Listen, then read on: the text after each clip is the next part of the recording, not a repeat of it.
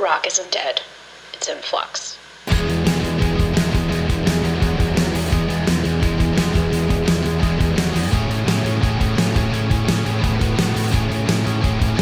Hi, everyone. I'm Britt with Rock and Flux, and I am joined today by Dancing Plague. Thank you for being on the show with me today. Yeah, thank you for having me. So first things first, I always ask this question to everyone. For those who have not ever listened to Dancing Plague, can you give me just some background on how the project got started and kind of, how you came to be to where you are now? I know you started in 2015, right? Yeah. So it was 2015. I think that let's see, what was I doing? I was in a band at that time. It was a two-piece, very similar style of music.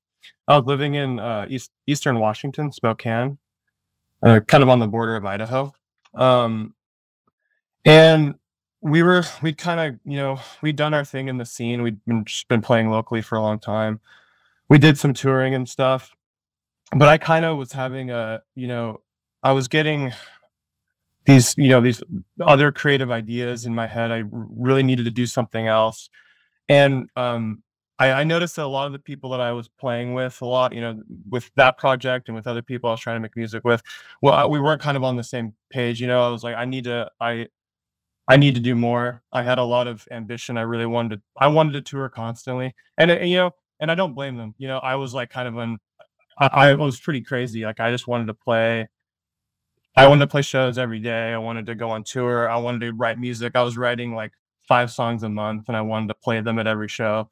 And so I was like, I think I need to be alone. I think I need to go solo. Like I'm it's unrealistic. So that's what I did. So that band, we were asked to play a show and we couldn't play it because we had a show the next day. And so I was like, oh, I'll just use this as an excuse to play my first show. So I got 4 songs together, 4 songs, and one was a New Order cover. So I only had 3 of my own songs. And I picked a name and I just told them, yeah, I'll do it like this with this little project. And that's it. And then from there I just kept playing. What was the New Order song that you covered? Age of Consent. Yeah. Oh, nice. Let's go for Yeah. it. Cool. I mean, really, if you're gonna go for something, you might as well just go for it, right? So, how did that show go? It was cool. I barely remember it. It was a house show. Where was it? Yeah, it was like in a basement. Super fun. Really just, kind of low key. And that's kind of how a lot of shows in Spokane were at that time anyway. Yeah. And since then you've released 4 albums and 4 EPs? 5 now. With the new album this year. Yeah, 5 albums. Let me ask you this, because you've done a mix of albums and EPs. What makes you decide if a set of songs should be an EP or a full album? Is there a decision process that you have? That's a great question. I've never thought about it. I guess it's it happens in the middle of the process, probably. Like if I'm writing a batch of songs, it's weird. So I'll break it down like this. So if I'm writing a song that's just gonna be a single, it's pretty obvious. I'm like, this stands on its own. The themes of this don't need more than one song to encapsulate what I'm trying to work, what I'm getting out, or what the ideas I'm working with here. And then I think it's just, like I said, it's within the process of the writing. So once there's multiple songs, I just naturally go with how many songs encapsulate that theme or that idea, or basically that. If it's 4 to 5 songs, I'd consider that an EP, right? And if it's like 7 or more songs, I'd probably, or 6 to 10 songs or whatever, I'd probably consider that an album. So I think it just kind of depends. Yeah. So like when you're going through the creating process and the songwriting process, how do you know like how many songs you're going to end up with? Or is it just that you get to a certain point where you have like maybe like 4 or 5 sorry, my eyes watered. Like, you know what I mean? Like at what point, is there a point where you're like, okay, I have these 4 or 5 songs that I know work. I don't feel like I'm gonna write anything else that I could add to that. You know what I mean? Like, how do you what's the cutoff point? Oh, I see what you mean. Yeah, where do you know it's Yeah. done? I don't. Yeah, it's like just feel it. You're like, I feel like I've said all I can say. You know, um, and I don't know if that ever like sometimes that doesn't happen. Sometimes you have to stop yourself or have someone stop you. Being like, hey, you need to just like be done with this. But I feel like most of the time you just know. You're like, okay, I feel like that's done. And that's the healthier version of the situation. Because sometimes like writing music for me can get pretty manic and chaotic. And so I think Has your songwriting process like changed over the years, or have you pretty much stuck to a method that has continued to work for you? I think the latter. Like I stuck to a method. I think for the most part, like I said, it's hard for me to always like it's hard for me to like look at it objectively because I don't think about it a lot. But yeah, I think I have. I don't think I've changed much. As what we're going to talk a little bit more specifically about some of your different music, but before we do, for listeners who maybe have not ever listened to Dancing Plague, if they ask you what is a song you would suggest that I start off listening to, which of your songs do you think you would suggest to them? The easy answer is this track called Cataracts. It seems to be the favorite. It is your number 1 on Spotify. I did notice that. Yeah. But I honestly have to say, just from a personal standpoint, I'm more inclined to choose a track from my new album, not to promote it, but just because my new album feels, to me, is my favorite work I've ever done and feels like my most important. So I would probably choose the 3rd single. It's called Shadow Self. Okay, I like that song. I do want to bring up, do you pronounce your new album Elogium? Yes. Is that how you pronounce it? Okay. Yes. I do have some questions I want to get to with that. So let's play a clip. And we can end the episode with Cataracts as well, if you would like that to be the end song, just so people get to hear that. Okay. Yeah. Cool.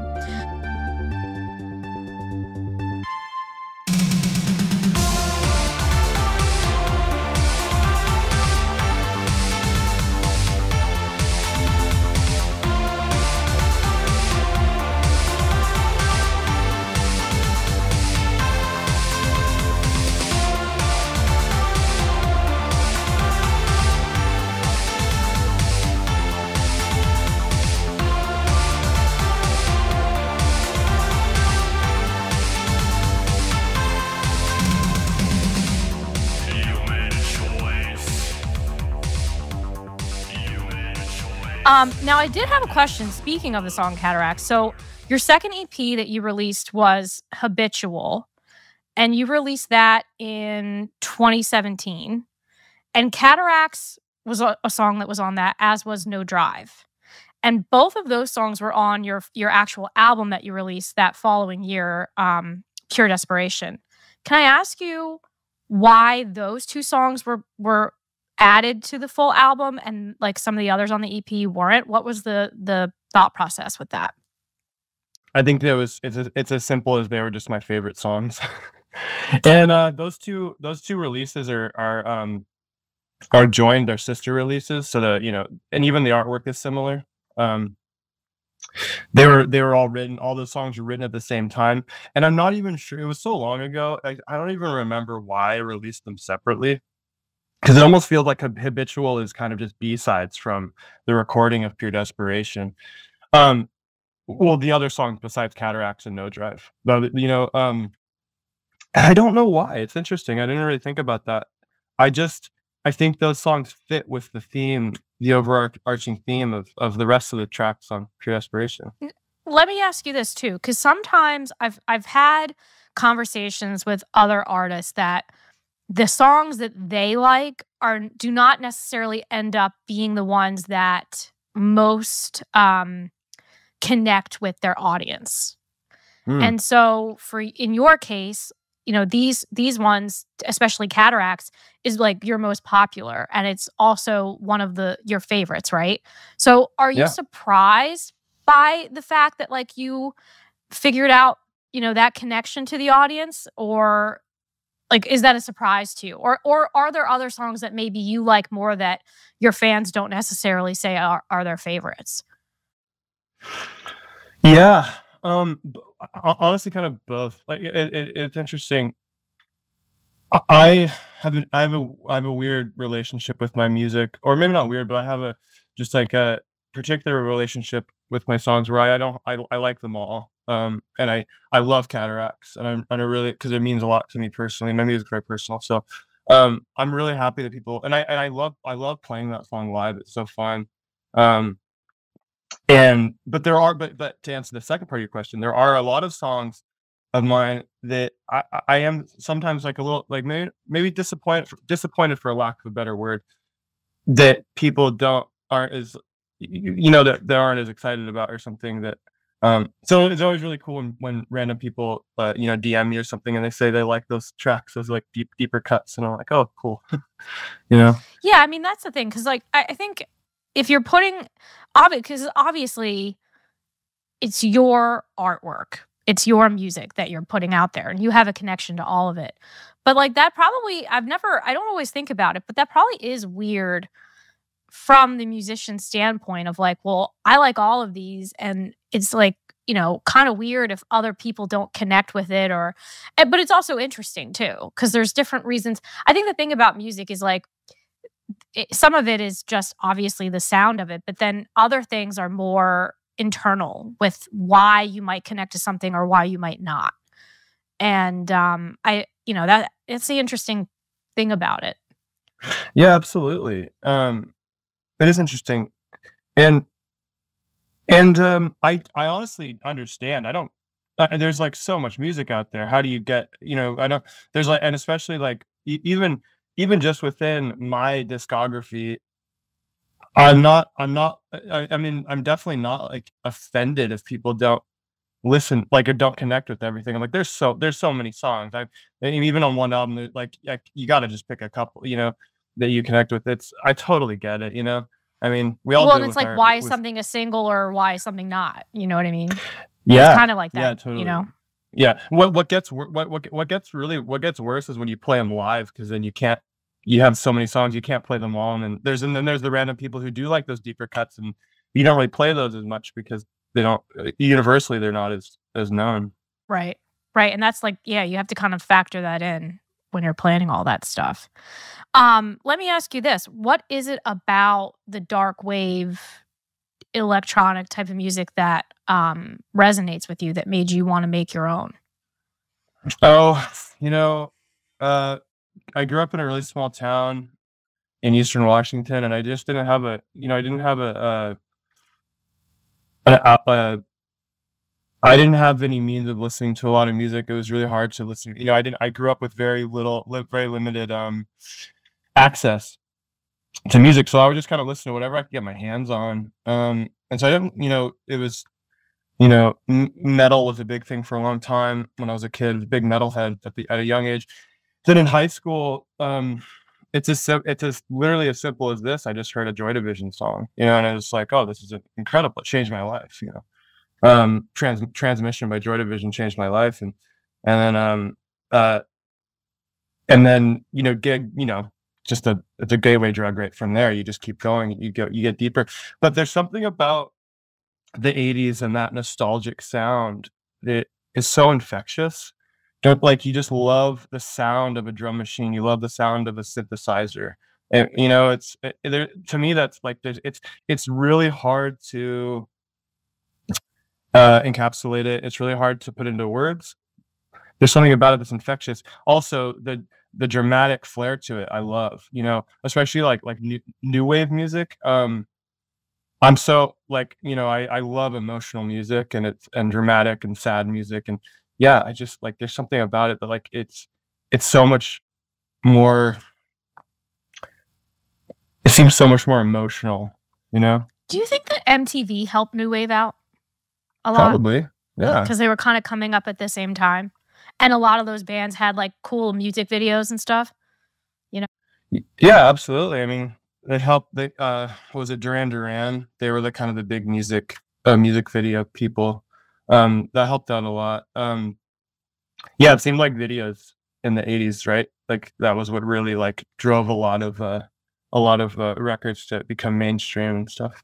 So yeah, absolutely. And let me ask you this, bringing up Joy Division, do you have a preference between Joy Division and New Order? Because some people do. Not really. They're both great bands. And they're so different. How could you I know I'm a compare New them? Order person because, well, I mean, it's the singer that's mainly the difference. And for me, I just that's where it's different for me.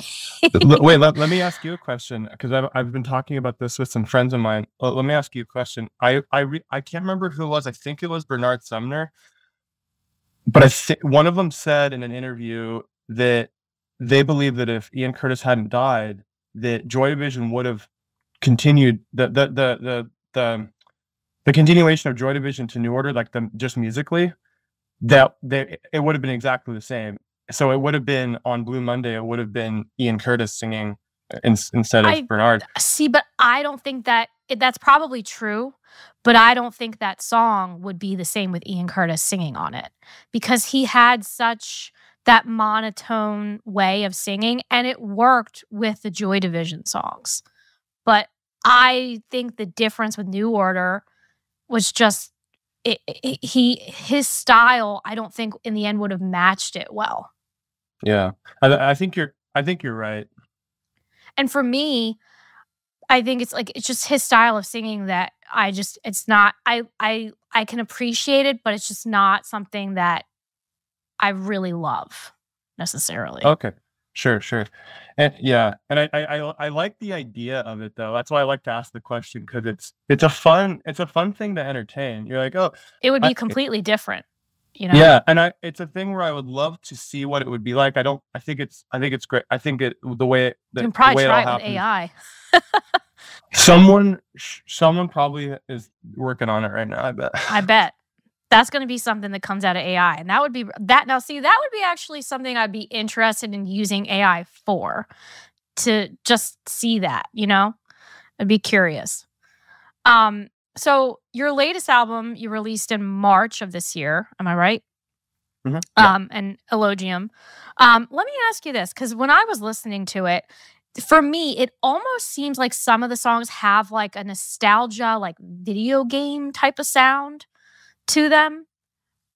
Have you ever heard anybody say that? Or like, no, was there anything that you were listening to? In a good way. Like I'm thinking of like when I grew up, like Mortal Kombat and like this, you know, the movies came out for that and it was like the soundtrack was a big deal. And it has a little tinge of that for me. That is so it's really cool. interesting to listen to. That's so cool. No, haven't heard that. I hadn't thought of that. That's really interesting. I will say this though, just on that note, which is kind of an interesting little tidbit, is that I didn't grow up with video games. Never played video games. Never played video games until 2020. And when during lockdown, I started playing Zelda, and then I got a Switch in like 2021, 2022.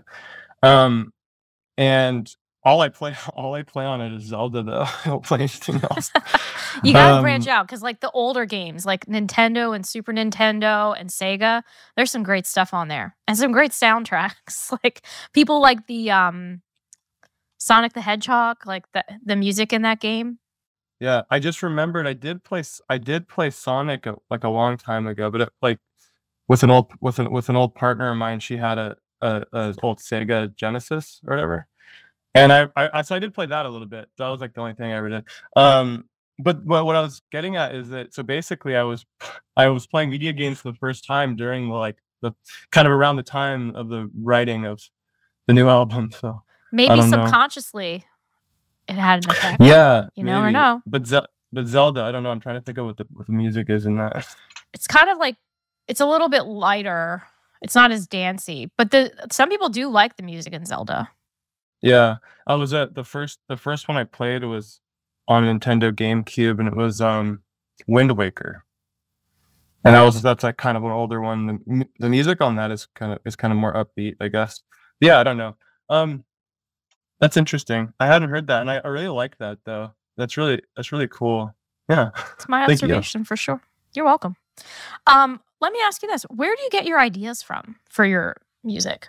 The different like sounds that you use and things like that. Where does that does it just come from like trying different things on different gear, or like how do you come up with your ideas? Yeah, just trying different things. Like writing. So just musically, just instrumentation, not even talking about lyrics. That alone comes from a really long process of just locking myself away and just kind of jamming, you know? You maybe make a drum pattern, and then you let it roll, and then you go to the synth, and you go to the arpeggio, and you just kind of like I said, just let it roll until something kind of until, you maybe like maybe write yeah, maybe like write an arpeggio bass line that kind of leave that sitting there, and then you kind of start messing around on the synth. Then after a few hours, you just like you something happens, and you're like, oh, that's it. Um, yeah. Does it tend to take you like a longer time, or sometimes does it like a song come like really quickly to you? Yeah, it varies. Some songs are done in an hour, you know? It's some of people's favorite songs of mine I wrote in an afternoon, just like, literally done, like music, lyrics done.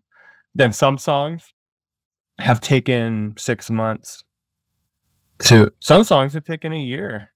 What I do you think on tend to the get stuck on more? Do you tend to get stuck more on the lyric piece of it or the music piece? Or both. does it change? Yeah, Both? it Yeah. changes all the time. They're so different. It's hard to decide which one would be harder. Both for sure. Maybe less lyrically, because lyrics for me, not that they're easy, but because my lyric writing is so stream of consciousness, kind of devotional diary entry almost, that I kind of just comes out. I mean, it's like that's what it should be. I don't really like edit it as much. I don't edit too much. Okay.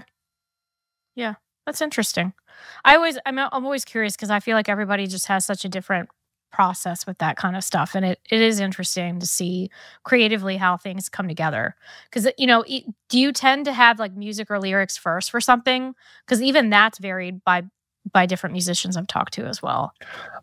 That does change too. Sometimes the lyrics come first. Like sometimes I'll write lyrics down that don't have any melody to them. It's just words, so it's almost like poetry.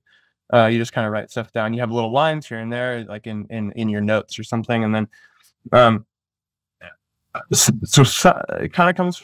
That sometimes it comes first, but most of the time, my process is I write the beat first. I start with the music, and as I'm working on it, as a song is coming together musically, lyrics will kind of come because a lot of times my lyrics get inspired by the music of the song itself.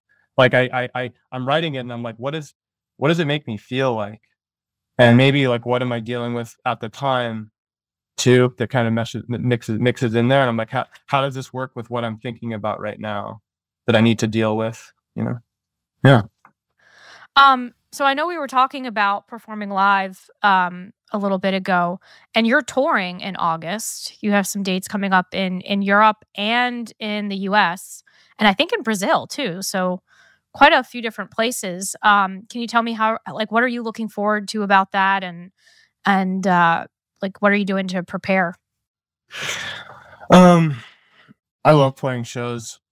Being on stage is my favorite thing in the world, just because it's where I feel like my music is really alive. That's where it exists the best. So I just love playing.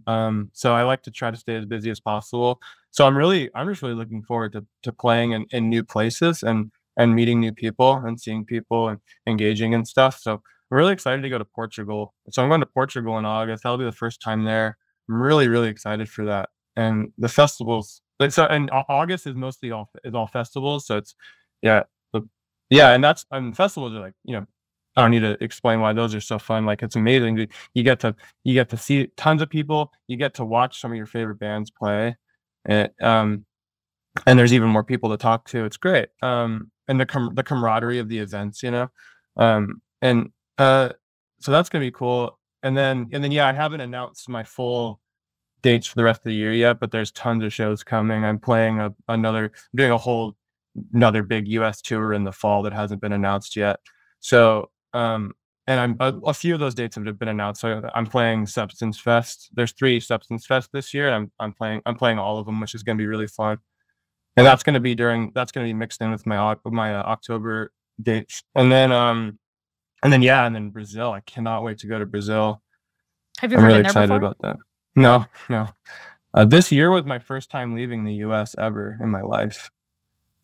Well, besides when I was a little kid, I went to like Nelson, BC for a weekend, but that's it. But yeah, flying to Montreal this year was the very first time I really left as an adult and played a show.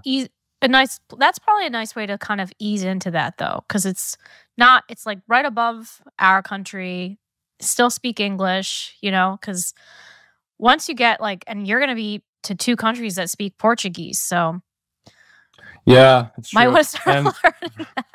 I mean, it sounds like a good way to ease into it. But if you look at my last tour, I just did it all in all, and maybe it wasn't the best way to ease into it. Although, given the circumstances, yeah, going to Canada first and going to a 50-50 city like Montreal where they speak half English, half French mostly, that was a great way to get acclimated, because then I spent a lot of time in France like a few weeks later, so it was nice to, yeah. That's true. Because what do you find when you're touring abroad? What is the most difficult thing about that? Is it the language barrier or is it something else? I wouldn't say language barrier,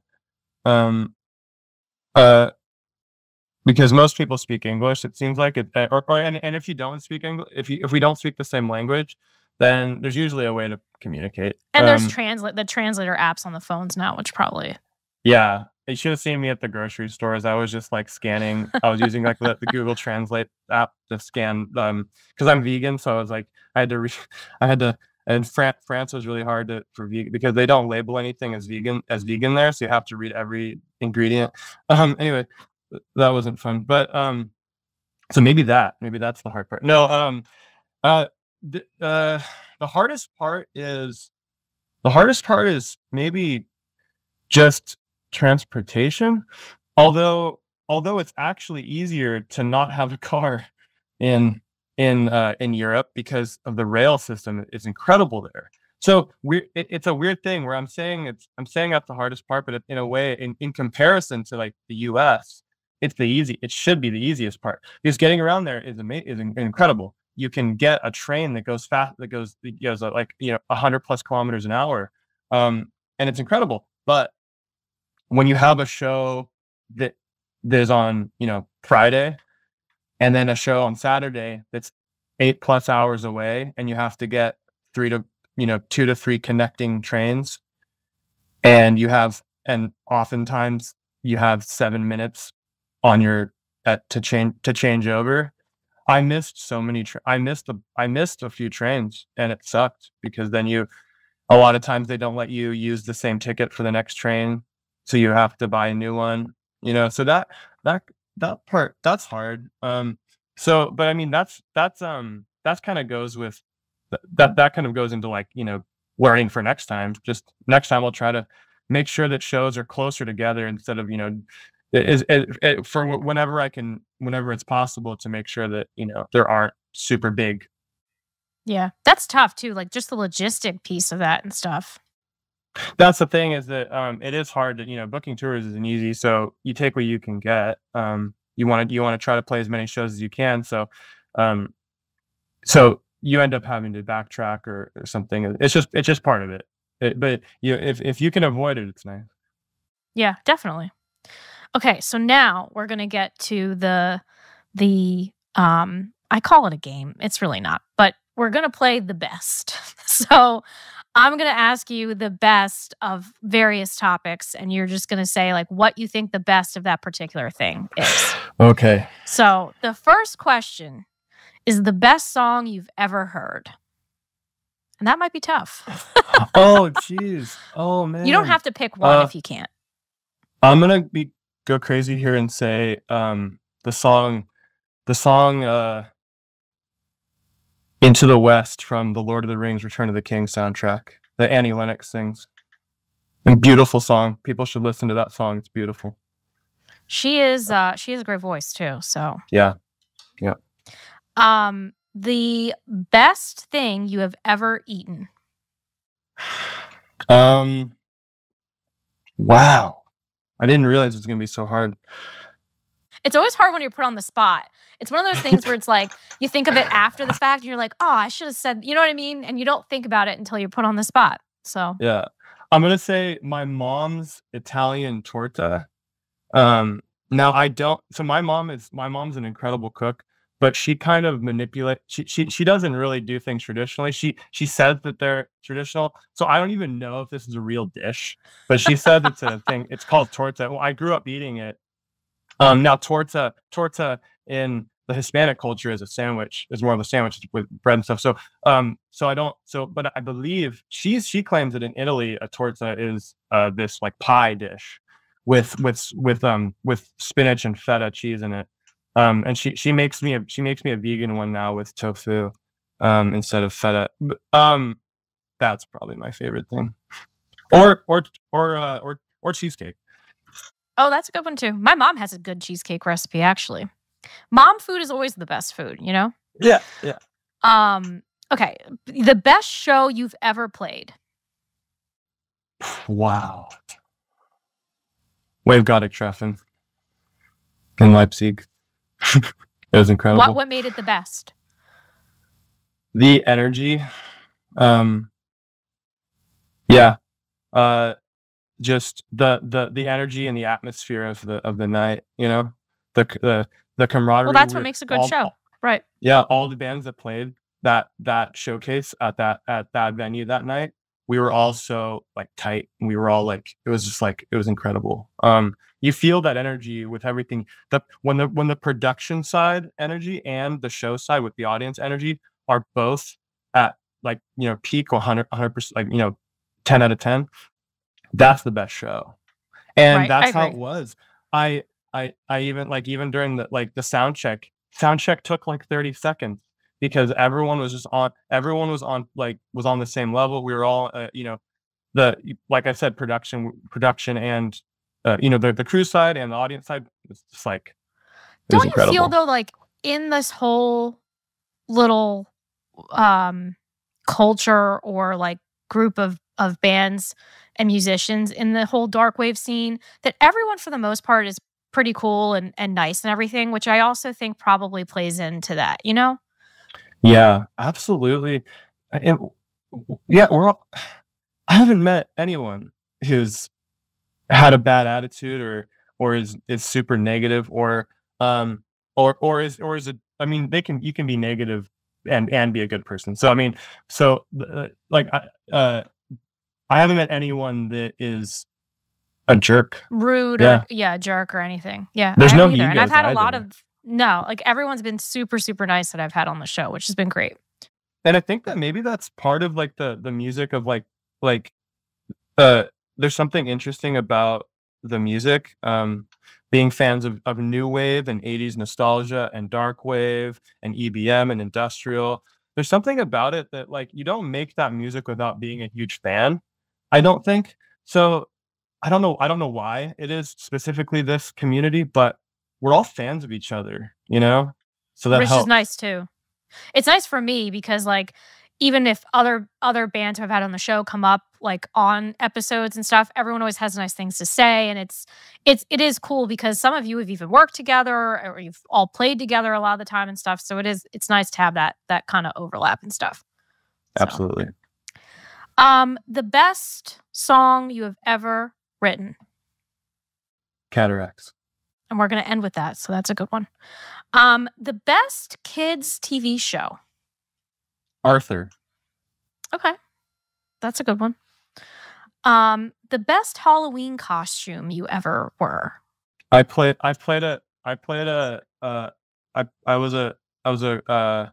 one of the cult members from Midsommar a few years ago. Okay.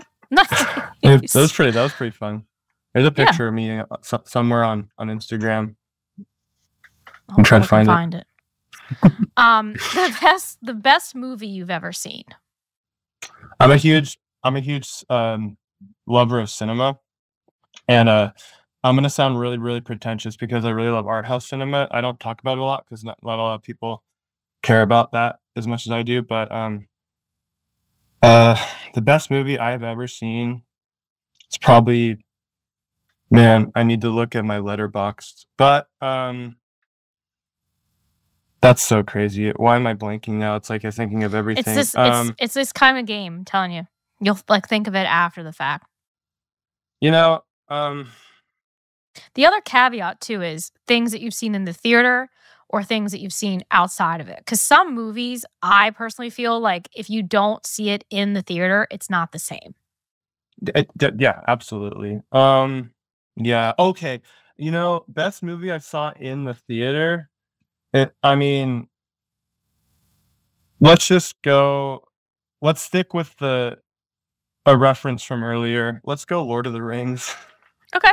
I was gonna go obscure into my deeper, like, you know, art house love of art house, like something by like Mike Lee or something, or Kelly Reichardt, but I'm not gonna go there. We'll just go with Lord of the Rings because when I saw that when I was a kid, it changed my life.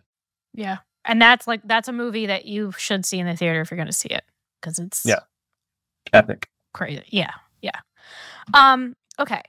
Let's see. Where am I on this page? Oh, okay. The best year of your life so far, and it could be any year that you've lived.